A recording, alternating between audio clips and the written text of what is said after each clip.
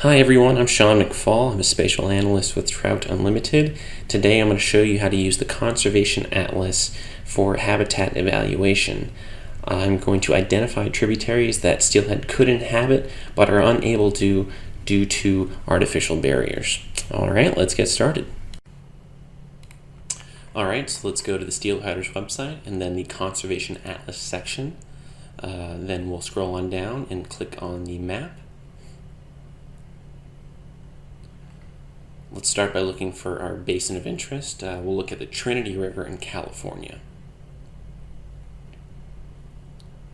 Now for habitat evaluation, we'll turn on two layers that are telling for what we're looking for.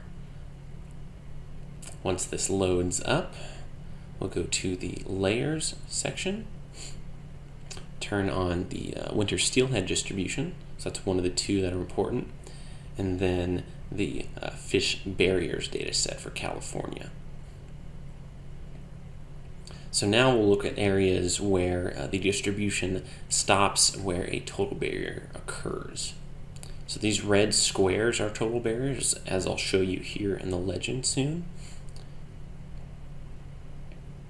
So you'll notice some of them don't stop the distribution, but the one that's most west here, you'll notice that it does stop the distribution. So that's an interesting sign, though it doesn't necessarily mean everything upstream is something that should be seen as good habitat. So what we'll do is switch on a different layer, the intrinsic potential layer for the steelhead,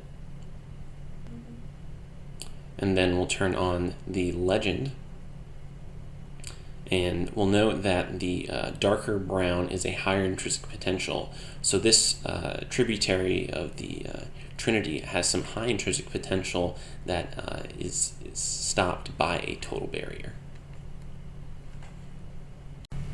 Please note that some of the data sets are dependent upon the location in which you are in. So in this example, I use the California barriers data set, whereas if you're in a different state, you probably need to use a different barriers data set.